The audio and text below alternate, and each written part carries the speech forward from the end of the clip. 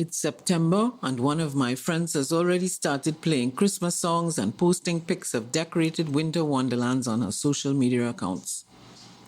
In my opinion, she's in need of serious therapy. But that aside, her rants made me think of one memorable Christmas day in good old London town in the 90s. Yes, I know I'm old. Anyway, I thought I'd tell you about it. While living in the UK, I got involved with a multi level marketing firm and spent my days selling all manner of crap door to door to people in businesses across London. I could tell you a lot more about that experience, but that is not what today's story is about. Suffice it to say, we worked really hard and made very little money. But those of us who stuck around after the first week or two still managed to have the time of our lives. At that time, I was sharing a room with a co-worker named Jerry after I'd been asked to move out of my previous lodgings because I took too many showers. Well, that and because my ex-husband had taken to calling the house. Let me just say at this point, if you're ever tempted to share a room with a guy who's known for falling asleep while eating, in bed, and drinking a beer called Newcastle Brown, resist that temptation with all your might. I say Jerry was a co-worker, but the truth is by the time I moved in, he had said bugger this for a bunch of bananas to direct sales and was working as a courier. A job which came with a large, comfy BMW motorbike, which was probably one of the best things about living with Jerry, because on Sunday afternoons, he would take me on long rides across London on the back of said bike. I loved it, although let me tell you, seeing wing mirrors on cars in a whole different light when you're weaving through traffic outside Camden Market on a Sunday afternoon. They become weapons. Anyway, I digress. Jerry and I were sharing a room in a house along with another co-worker, Richard, who lived upstairs, and the rest of the house was occupied by a couple of Asian youngsters whose parents had migrated to the UK and worked themselves half to death so that their offspring could have the opportunity to move out, get a flat, and do absolutely nothing. Well, nothing legal anyway. More than once I answered the door to find a police officer there looking for one of these boys. It got to the point where when I saw the uniform, I would just point to the stairs and return to my room. Once I stepped out of the shared shower, thankfully wrapped in a towel, to see one of the boys trying to climb in through the bathroom window. I'm not sure which one of us was more shocked, but I certainly made more noise. Luckily, it wasn't a long fall. So anyway, at Christmas time, the office closed for 2 weeks, so Richard and I were off work. Jerry just stayed home whenever he felt like it. Employee of the year, he was not. He also spent an inordinate amount of time watching reruns of quirky British space comedy Red Dwarf and a short film that Pink Floyd had made of their song Another Brick in the Wall. Now that tells you, I think, all that you need to know about Jerry. I didn't have money for a flight home, and although Richard could have gone home to Manchester, he chose to stay for reasons known only to himself. So the three of us, along with another co-worker, Martin, who was from Denmark and who thought, mind the gap, the recorded message you hear when trains pull into tube stations was the most hilarious thing he had ever heard. We hung out in our house day after day playing cards and other drinking games and talking and eating nonsense. And did I mention drinking? Yes, there was a lot of drinking.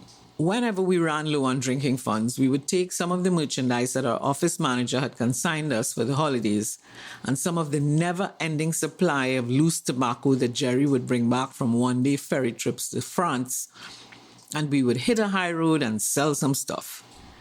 Then we'd have a meal in some pub, drink some more, then go home, fall asleep, and do it all over again the next day. Another time I will tell you what New Year's Eve in Trafalgar Square was like with those characters, but not today. On Sundays, we would head to the Irish pub just before they closed at lunchtime. In those days, pubs closed at lunchtime on Sunday and reopened around 3, so that men would be forced to go home and have Sunday lunch and spend some time with their families. The pub we frequented, though, closed the patrons into the pub and pulled the drapes, so that when we emerged again at 3, everyone was 3 sheets to the wind. To make it worse, the pub was upstairs. Let me tell you, successfully negotiating those stairs on a Sunday afternoon after hours locked in the pub was no easy feat. Anyway, during one of those limes, someone came up with the idea that seeing as we were all in London with no family at Christmas, we should all get together and have a big Christmas lunch at our place. So we made the plan, we decided on the menu and who was going to bring what. I said I would cook some things, most notably the big Christmas turkey. Martin would bring bread, Jerry would supply the vegetables, and Richard would make some English thing involving potatoes. Most English cuisine involves potatoes. It's like they're still at war. So we got all our ingredients, and Christmas Day dawned grey and freezing because, well, London. Martin comes over with an impossibly long loaf of French bread, and the turkey is all prepared.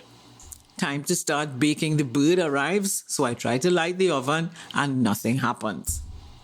After several tries, I enlist the help of the guys. Nothing doing. Truth is, we had done very little cooking in the kitchen of the flat before that day, but it had never occurred to any of us, idiots that we were, to check if the oven was working. So here we are with one big-ass turkey, fully prepped, and no way to cook it. So we call up this American guy from the office who was also spending the holidays in London. Steve was a football player who couldn't make it in the pros in the US, so he decided to cross the pond, as they say, and try to get into an American football league that some bright spark was starting in London. The league never got started, and Steve found himself pounding the pavement selling nonsense to unsuspecting Londoners, with the rest of us escapees from the land of broken toys. Steve says yes, his oven is working and he's beginning to prepare his Christmas dinner, but he has no turkey. So we decide to head over to Steve's. It's Christmas Day and the tubes and buses aren't running, so we are walking across London to Steve's flat, carrying a raw turkey in a baking pan and a long loaf of bread like a walking stick. We gave up on the rest of the stuff. Martin keeps saying, "Mind the gap," and laughing like a loon. We got some strange looks, but we were unperturbed. Needless to say, we made a few stops in pubs that were open where we could plop our turkey on the counter while we had a few beers. We even got a couple offers from women to bake it for us, but we politely declined. We never got to Steve's house until late in the afternoon. Steve was there with another Irish guy whose name I can't remember, and they had not got very far with their dinner prep. And then we came and there was lengthy discussion about how hot the oven should be and how long the turkey should be left in. By the time the meal was actually ready, it was well into the night and we had drunk way more than we should have and were all off our faces. We ate heartily, although nothing tasted very good. Then Richard produced some kind of international phone card password that he had nicked from our manager's desk, and everybody called home and spoke to family at great length. We even spent the night. I got the only room as the sole female, and I think the guys just slept where they fell. Best Christmas ever. Well, for those of you who stuck around until the end, thank you so much for listening. This concludes another episode of Just Saying.